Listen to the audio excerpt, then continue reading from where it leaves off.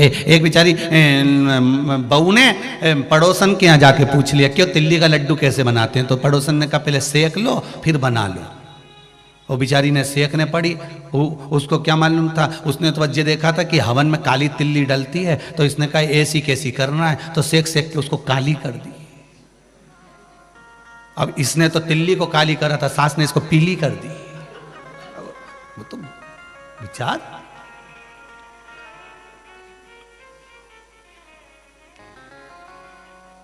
शिव कथा कह रही, भगवान के स्मरण में, भगवान के चिंतन में, भगवत भजन में चित्त लग जाए। नंदन बन जा रहे हैं भगवान। बनाया किसने वन को? महाकाल वन किसने बनाया? महाकाल बाबा ने। नंदन किसने बनाया? नंदन वन भगवान शिव ने, शंकर का बनाया, शिव ने बनाया।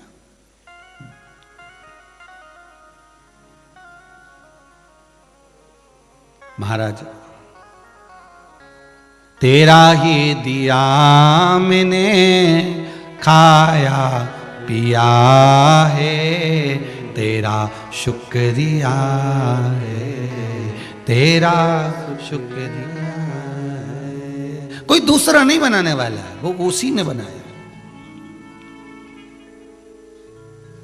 भगवान शिव ने कहा पार्वती चलो मैं तुम्हें नंदनवन लेकर जाता हूं। तो पार्वती जी ने नंदनवन जाते समय एक प्रश्न और खड़ा कर दिया कि बनाया किसने? शिव जी कहते हैं इसको बनाने वाला कोई दूसरा नहीं था। जहां पर काल अधिपति भगवान शंकर बैठते हैं, जहां शिव बैठते हैं, उस भूमि को भगवान शंकर ही बनाता है। शिव मंदिर बनाने वाला भी शंकर है, मंदिर में जाने वाला भी शंकर है, बिठाने वाला भी शंकर है। हम तो केवल एक निमित्त मात्र हैं, आप और हम केवल निमित्त।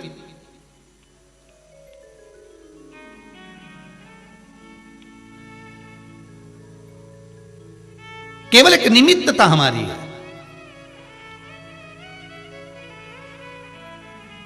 एक विचार करिएगा, अपने अपने घर में बैठे हो आप सब लोग, आस्था चैनल के सामने कथा सुन रहे हो, मोबाइल पर सुन रहे हो। एक विचार करिएगा, आप लोग जो दान करते हो,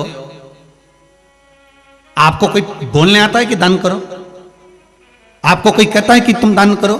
पर आपको दान करने की प्रेरणा कि भैया मकर संक्रांति आ गई, चलो गौ माता के निमित्तार्थ दान दे दें, गुड़ चले जाएगा, गाय खा लेगी, या मंदिर के निमित्तार्थ दान दे दें, या वृद्धाश्रम के निमित्तार्थ दान दे दें, या किसी गाय को एक रोटी। ये निमित्त आपको भीतर से कोई बोलने के लिए नहीं आया है। और अगर कोई बोलेगा भी ना कि ये करो तो तुम कर नहीं सकते, पर भीतर से ये आत्मा, ये मन जब भगवान के चरणों में रमता है, तब ये भीतर से कहता है कि मेरा मन कर रहा है कि आज ही मैं सत्कर्म कर लूं, आज मैं थोड़ा सत्य बोल लूं, आज मैं भगवान का पूजन कर लूं, आज मैं गाय माता को एक रोटी दे दूं, आज मैं गौ माता के निमित्त से ये दान दे दूं, आज मैं मंदिर के निमित्त से ये निकाल दूं। ये भीतर से जाता। पुण्य भी भीतर से निकलेगा और पाप भी भीतर से निकलेगा। अब हमें पहचानना है कि पुण्य का मार्ग पकड़ना है कि पाप का मार्ग पकड़ना है।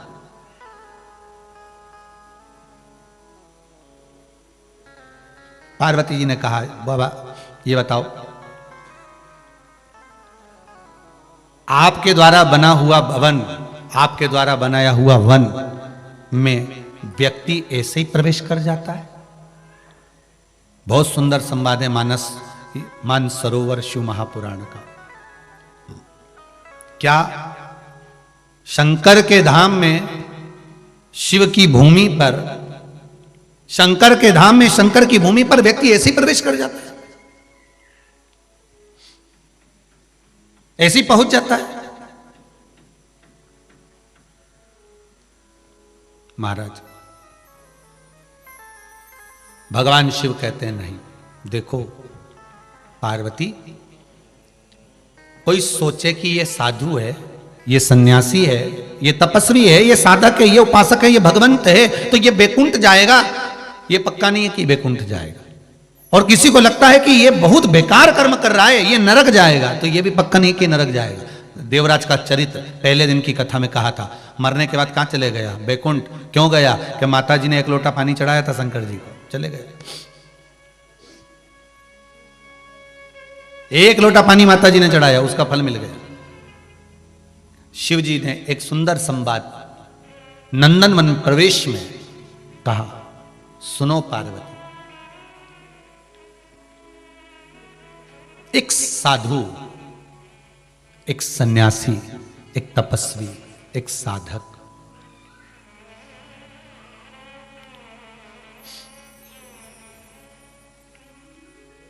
पार्वती, एक साधु, एक सन्यासी, एक तपस्वी, एक साधक सारी जगह पर भ्रमण करने के बाद एक गांव में, एक नगर में आ गया और नगर में वो एक नीम के पेड़ के नीचे अपना झोपड़ा बनाकर, अपना डेरा बनाकर रहने लगा। पार्वती, जिस नीम के पेड़ के नीचे वो रह रहा था, सामने ही उसके एक वेश्या का भवन था। उस वेश्या के भवन को किसी ने आकर संत से कह दिया, आप जहां रह रहे हो आपके सामने वेश्या का भवन है।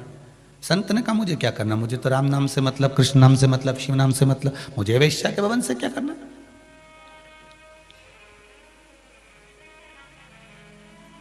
संत लगे। अब संत माला जपते जपते माला की पोटली को निकालें और एक पत्थर उठा के पास में रख लें। फिर एक पत्थर उठाएं, फिर पास में रख लें। फिर पत्थर उठाएं, फिर पास में रख लें।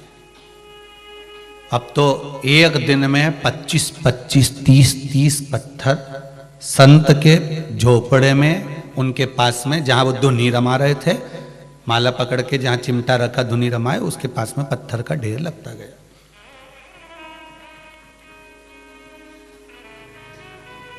पत्थर का ढेर इतना हो गया, धुनी नीचे, पत्थर ऊंचे। एक दिन वेश्या को मालूम पड़ा कि सामने संत रुके हैं, साधु है कोई, तपस्वी है कोई, चलो चलते। गई वैश्या ने जाकर संत को प्रणाम करा, गुरुदेव आप मेरे भवन के सामने हो, कल्याण हो गया मेरा, कृपा कर दी बाबा ने मेरे पर, बड़ी दया कर दी गुरुदेव, बड़ी करुणा कर दी आज बाबा ने मुझ पर। इतने में संत ने कहा, ए वैश्या, ये तुझे पत्थर का जो ढेर दिख रहा है ना, ये कोई साधारण पत्थर का ढेर नहीं है, तेरे जैसी दुनिया में कोई पापन नहीं हो सकती, तेरे जैसी दुनिया में कोई पापी नहीं हो सकता। ना जाने कितने पुरुषों का जीवन बर्बाद कर दिया तूने।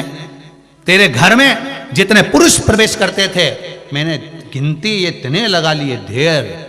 जब जब पुरुष तेरे घर में जाते थे, मैं एक पत्थर उठाकर रखते जाता था। काउंट कर, जोड़ कि कितना पाप करा होगा तूने, कितने पत्थर ढेर लगे हैं, कितना पाप करा तूने। ये ढेर लगा हुआ है तेरे पापों का, ये तेरे पाप हैं, ये तेरे पाप कर्म है, इतना ढेर लगा हुआ है, देख ले, ये ढेर लगा है तेरे पास। बहुत बड़ी पापन है तू, भुगतेगी तू, नरक पड़ेगी तू, तेरे को तेरे कर्म का भोग भोगना पड़ेगा, तू पापी है। वैश्या ने गुरु के चरण पकड़ लिए, गुरुदेव मुझे क्षमा कर दो, मुझे क्षमा कर दो गुरुदेव, गलती हो गई, क्षमा कर दीजिए गुरुदेव, क्षमा कर दीजिए, क्षमा करो गुरुदेव। गुरुजी ने कहा, कभी क्षमा नहीं कर सकते, तेरा पाप कभी नहीं कट सकता, तू पापन है, रहेगी और मरने के बाद तुझे नरक जाना पड़ेगा, निकल जाए यहां से। वैश्या की आंख में जल भर गया, घर गई, घर जाकर आज खूब रोई और रोते रोते भगवान से विनती करी, भोलानाथ बाबा, बाबा माम्बे जगदम्बे, हे भवानी माँ, गलती हो गई, क्षमा कर दो। रोती जाए, प्रायश्चित करती जाए, भगवान के सामने गिड़गिड़ाए, मैं पापी हूं, मैंने पाप किया है, बहुत बेकार हूं मैं, बहुत पाप कर्म किया है, बाबा मुझे क्षमा करो, भोलेनाथ मुझे क्षमा करो, परमात्मा मेरी दया करो, भगवान मेरे को क्षमा करो, क्षमा करो, क्षमा करो, क्षमा करो। भगवान को याद करती करती करती करती करती करती उसके प्राण छूट गए। प्राण छूटे और छूटते ही इतनी देर में बैकुंठ से विमान आ गया और इसको लेकर बैकुंठ चले गए। बैकुंठ, वैश्या कहां चली गई? बैकुंठ।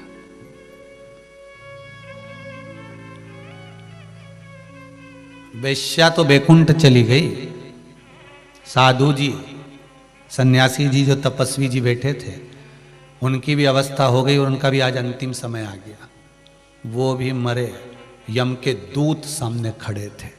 साधु ने कहा, मैं संत हूं, मैं साधु, मैं सन्यासी, मैं तपस्वी, मैं साधक, मैं उपासक, मैं भगवान का भजन करता हूं। तुम कौन हो? यमदूत। तो संत ने कहा, साधु ने कहा, यमदूत मेरे लिए तो बैकुंठ से विमान आना चाहिए, मेरे लिए तो भगवान विष्णु के पार्षद आना चाहिए, मेरे लिए शंकर के गण आना चाहिए, और तुम मेरे को लेने आए हो? यमदूत का काम क्या मेरे पास में? नहीं।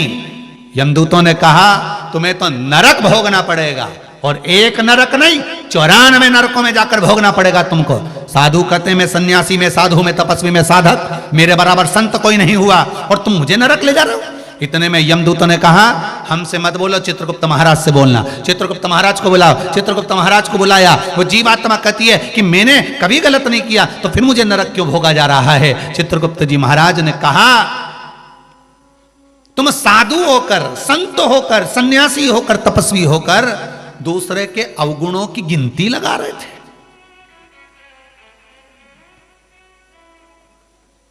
साधु को क्या चाहिए? संत को क्या चाहिए? साधक को क्या चाहिए? भगवान के भजन करने वाले भक्त को क्या चाहिए? एक विद्वत जन को जो विद्वत्ता में परिपूर्ण हो, उसको क्या चाहिए? जो भगवान की अविरल भक्ति में डूबा हुआ हो, भगवान के भजन में डूबा हुआ, उसको क्या चाहिए?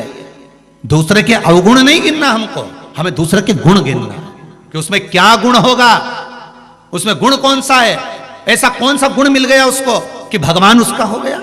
हमें उसके गुण गिनना है, और हम अवगुण गिन रहे हैं। हम साधु होकर, हम तपस्वी होकर, हम संत होकर, हम इतने विद्वान होकर, हमने कितना विद्वत्ता धारण करी है, और हम दूसरे के अवगुण गिन रहे हैं।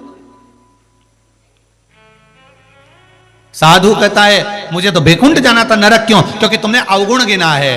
मां बैठकर तुम माला जप जरूर रहे थे, पर एक एक पत्थर उठाकर तुम अवगुण गिन रहे थे कि उसके घर में कितने गए। हमारी भी आदत हो गई है ऐसी, संसार के कई लोग ऐसे हो गए, वो केवल दूसरे के घर का अवगुण ही गिनते हैं। कहाँ से आ रहा है, हराम का कितना आ रहा है, कौन क्या कर रहा है, उनका बेटा कहाँ गया, उनकी बहू कहाँ गई, उनके रिश्तेदार कहाँ गए, उनके नातेदार कहाँ गए, उन्होंने क्या बोला क्या नहीं बोला। विद्वान से विद्वान होकर भी हम अगर दूसरे के अवगुण निकाल रहे हैं, तो हमारे लिए स्वर्ग का रास्ता नहीं खुला है। हमारे लिए स्वर्ग नहीं।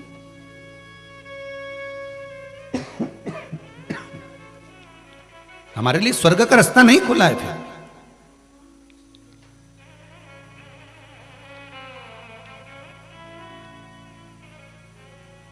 किसी के भीतर भी देखना तो गुण देखना, गुण देखिए।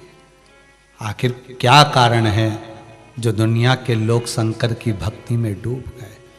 क्या कारण है जो दुनिया के लोग एक लोटा पानी चढ़ा रहे हैं? क्या कारण है कि बाबा ने मुझे अपने धाम में बुलाया? क्या कारण है कि वो शिव की भक्ति में डूब गए? आज अगर गुप्ता परिवार, मंगल परिवार, शर्मा परिवार कथा कर रहा, क्या कारण होगा? कौन सा पुण्य? हमें गुण ढूंढना उसका कि ऐसा क्या कारण।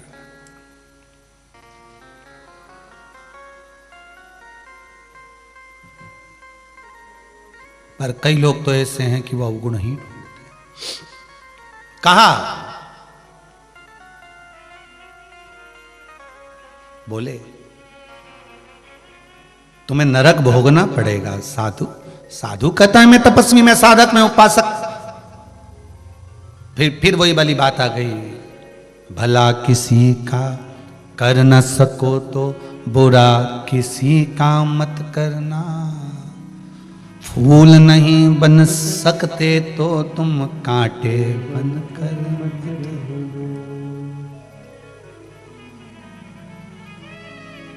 अगर अच्छा कर सकते हो तो करिए, श्रेष्ठतम कर्म कर सकते हो तो करिए, भगवत भजन कर सकते हो तो करिए, किसी के गुण ढूंढ सकते हो तो ढूंढ लीजिए, अवगुणता नहीं ढूंढना है।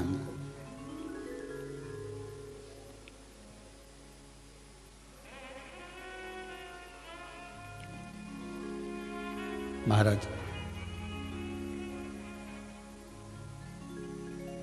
कहे, जोशिम नाम होठों पे चढ़ गया रे, तो समझो ये जीवन संवर गया रे, तो समझो ये जीवन संवर गया रे।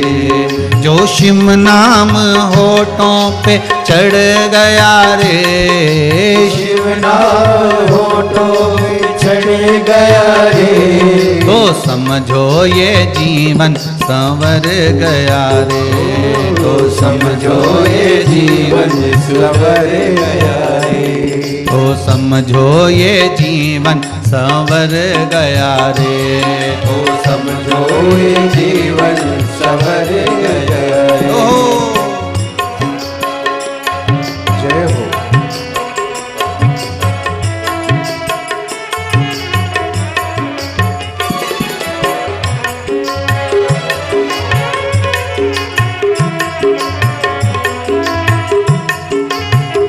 शंभो।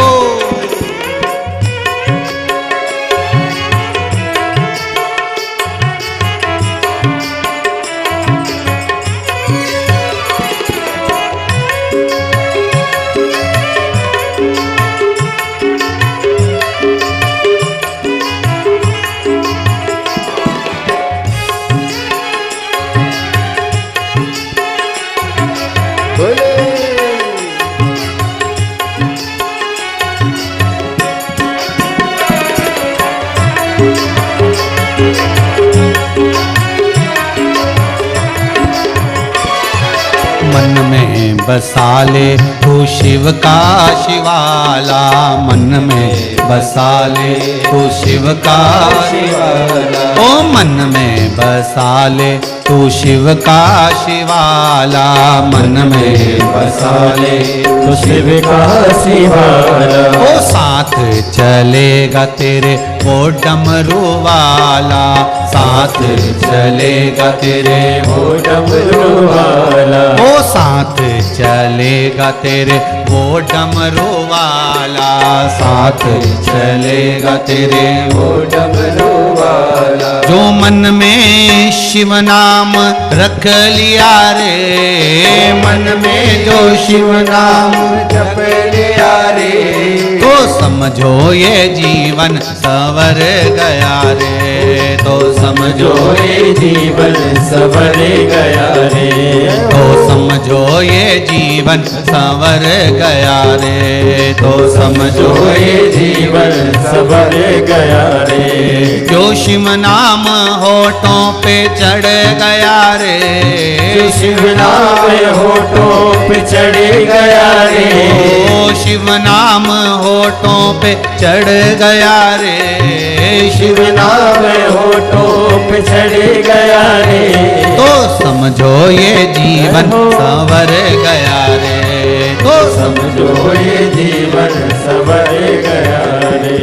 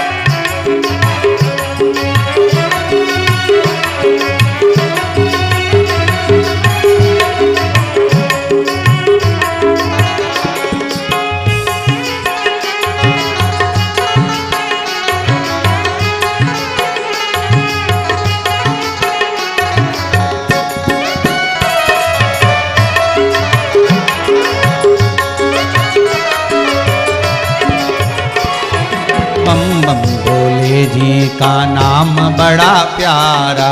बम बम भोले जी का नाम बड़ा प्यारा। ओ बम बम भोले जी का नाम बड़ा प्यारा।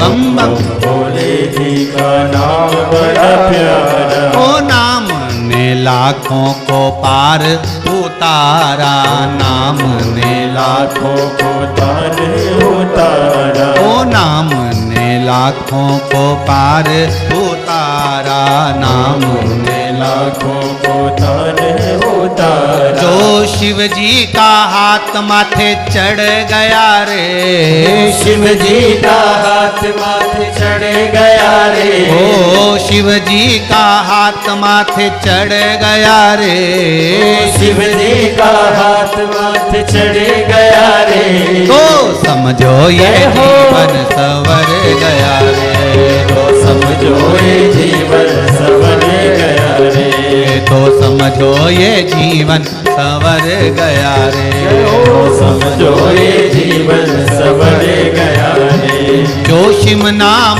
होठों पे चढ़ गया रे, शिव नाम होठों पे चढ़ गया रे, ओ शिव नाम होठों पे चढ़ गया रे, शिव नाम होठों पे चढ़ गया रे। तो समझो ये जीवन सवर गया रे, तो समझो ये जीवन सवर गया रे, तो समझो ये जीवन सवर गया रे, तो समझो ये जीवन सवर गया रे, तो समझो ये जीवन सवर गया रे, समझो ये जीवन सवर गया रे, तो समझो ये जीवन सवर गया रे, समझो ये जीवन सवर गया रे। हर हर महादेव है। भगवान शिव की कथा कर रही है, शंकर ओघड़दानी भगवान शिव कह रहे हैं कि ये जरूरी नहीं कि आप बहुत साधु हो, सन्यासी हो, तपस्वी हो, साधक हो, उपासक हो, बहुत बड़े संत बन गए हो तो आपको लगे कि आप बैकुंठ चले जाओगे। हो सकता है हम दूसरे के पाप गिन रहे हो, बेकार कर्म गिन रहे हो, हम लोगों के अवगुण गिन रहे हो, तो जरूरी थोड़ी ना कि आपको बैकुंठ ही मिलेगा। एक पापी देवराज नामक का ब्राह्मण पाप कर्म करता था तो भी बैकुंठ चला गया, तो भी शिव के धाम चले गया। कोई भरोसा नहीं है भाई, बहुत ध्यान देना हो। इस अंदाजे में आप भी मत रहना जितने आस्था पे कथा सुन रहे हो और जितने मोबाइल पे सुन रहे हो कि हम तो बहुत कथा सुने हैं तो हम तो सीधे बैकुंठ ही जाएंगे। हो तो इस अंदाजे में नहीं रहना हो सकता है कि हम किसी के अवगुण भी गिन रहे हो, कथा में बैठकर हम ये भी गिनती लगा रहे हो कि मूंछ वाला भैया कितने नाम ले रिया है। सही है, तो ये भी तो अंदाजा, कोई जरूरी है कि हम केवल कथा ही सुनने बैठे हैं। हाँ, 1 मिनट में कितने नाम लेता है, कितना आर्या होगा, कितना लग रहा होगा, भगवान भगवान। फिर अवगुण गिनने में बैठे तो मन में आया, बताओ कथा में कितनी सज धज के बैठी भाई। कोई तुम कथा सुनने बैठे हो कि अवगुण गिनने बैठे हो? फिर अवगुण गिना। आधे से ज्यादा लोग ये तैयारी में बैठे, महाराज क्या बोलने वाला है और उसमें से क्या निकाल के काट के जनता को भेजना है हमको। बस अवगुण निकाला, फिर निकाला, तेरा क्या होगा रे कालिया।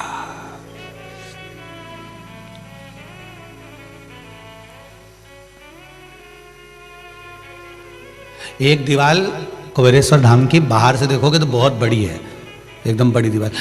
उस दीवार पे हम यही लिखने वाले हैं, तेरा क्या होगा रे कालिया। मंदिर में प्रवेश करो उससे पहले जरा पढ़ लो कि सत्कर्म करना। हम ये ना सोचे कि हम बहुत विद्वान हैं, हम बहुत विद्वान हैं तो विद्वान हो गए तो हम अवगुण छांटेंगे। हम अवगुण छांटेंगे तो हमको नरक भेज रहे हैं, अपने आप को नरक भेज रहे हैं। हम कुछ गुण छांटना है भगवान की भक्ति को। कितना कितना लोगों ने छाटा, राम जी महाराज को तक नहीं छोड़ा, सीता जी का परित्याग करना पड़ा। बचा कुचा था द्वापर में, इनने त्रेता में कर लिया था तो छोड़ देते, पर द्वापर में भी नहीं छोड़ा। भगवान कृष्ण पर चोरी का इल्जाम लगा दिया, भगवान को चोर बना दिया कि मणि चुराई। अब वो इसके घर में, द्वारका नाथ के घर में क्या कमी होगी, और कह दिया इसने मणि चुराई। अरे एक मणि चुरा के क्या करेंगे भगवान? विचार करिए महाराज। भगवान से कहा करो, कैसे तारोगे ओ भोले, कैसे तारोगे मारा अवगुण भरा शरीर, प्रभु जी कैसे तारोगे। चल ना करें किसी के साथ, कपट ना करें किसी के साथ, किसी की अवगुण ना गिने, गिनना है तो गुण गिने कि भगवान की भक्ति कैसे हो रही है, भजन कैसा हो रहा है, स्मरण कैसा हो रहा है, शिव नाम कैसे जप रहा है, श्री शिवाय नमस्तुभ्यम का मंत्र जाप कैसे करना है, पशुपति व्रत कैसे करना है, भगवान भजन कैसे करना है, नाम जाप कैसे करना है, हमें अपने बच्चों को संस्कारवान कैसे बनाना है, ये गिने हैं।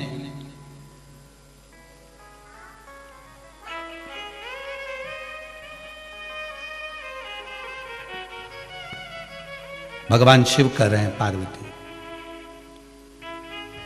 नंदन वन में, काशी में वही प्रवेश करता है।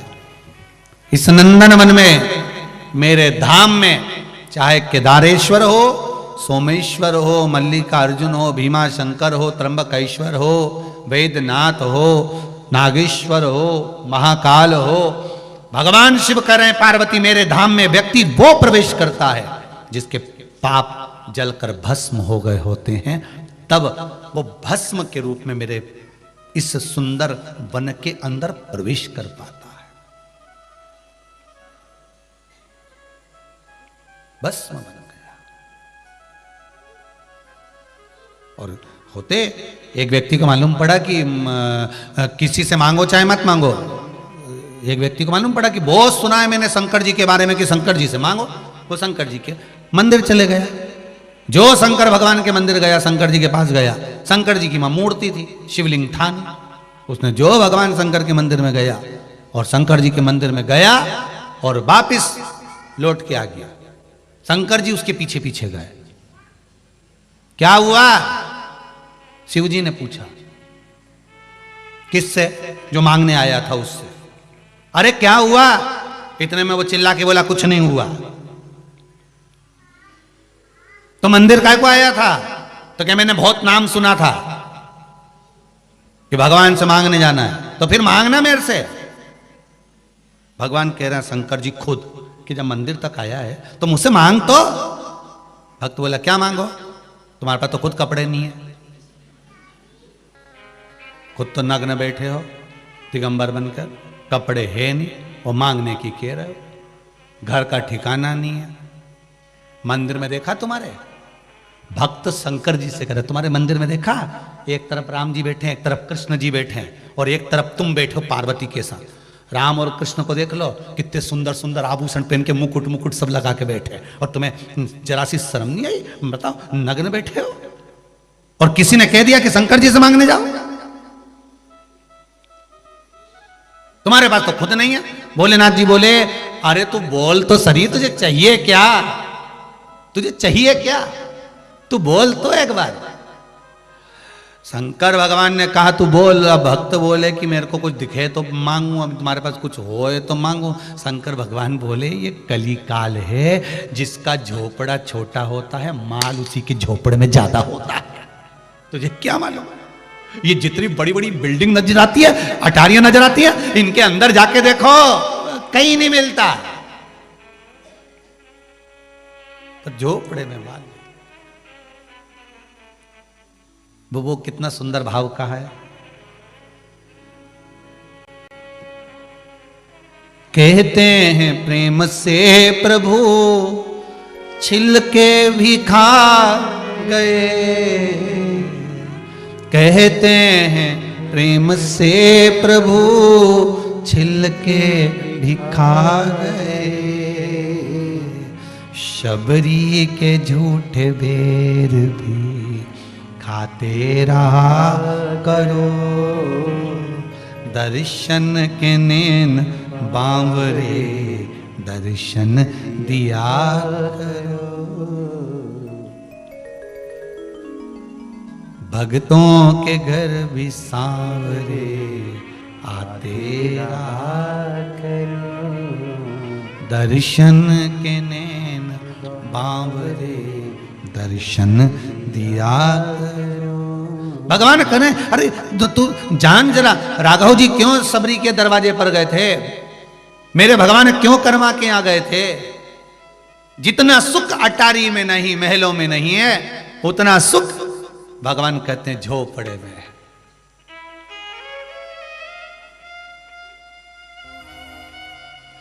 उतना सुख झोपड़े में।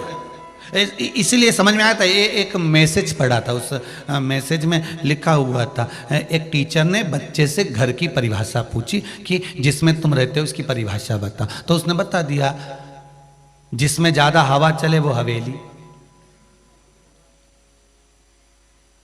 जिसको बगल वाले का भी ध्यान नहीं वो बंगला, जिस की दीवार में कान वो मकान, और जिसकी किस्त जमा कर करके व्यक्ति लेट जाए वो फ्लैट।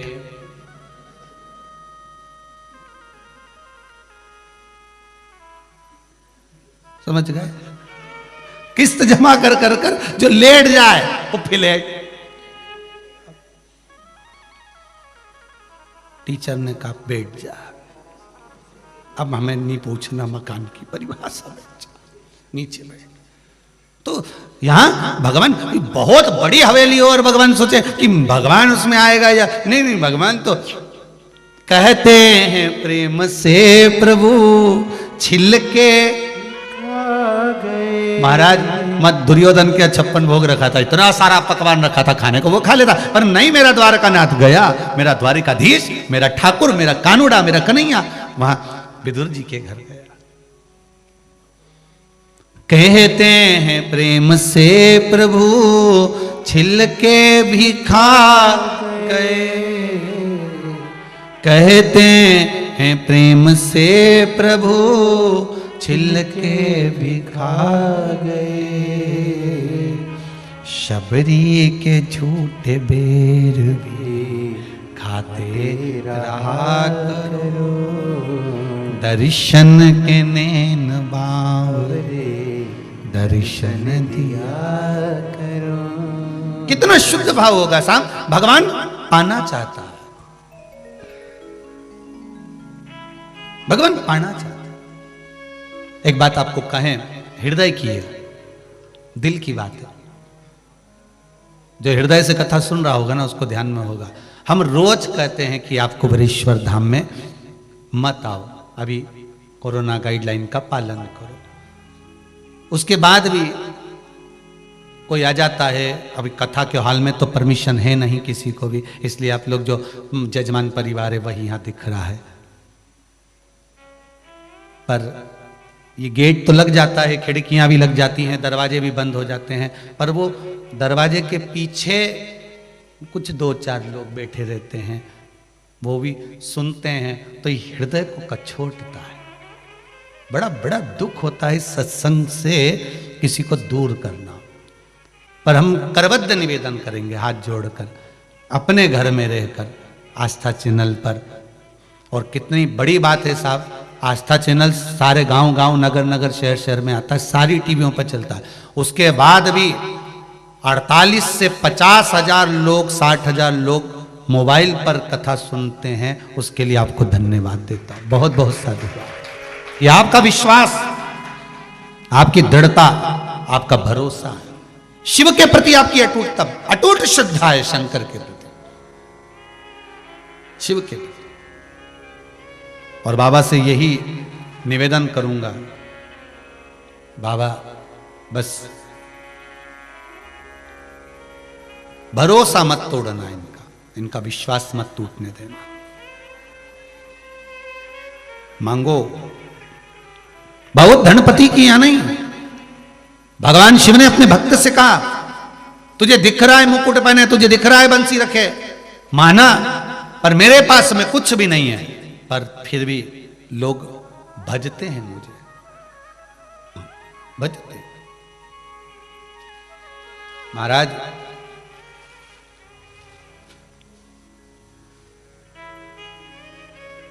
रामचरितमानस में भी राम जी महाराज ने कहा, भावी कितनी भी कठोर हो,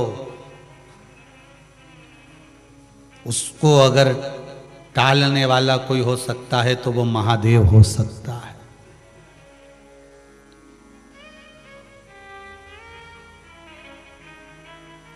भावी टालनहार केवल एक शिव है। भाग्य में लिख दिया कि ये दुख है और आपने इस मस्तिष्क को ले जाकर, इस मस्तक को ले जाकर, शरीर को ले जाकर शिव के चरणों में अगर छोड़ दिया, झुका दिया, नमन कर दिया, प्रणाम कर दिया,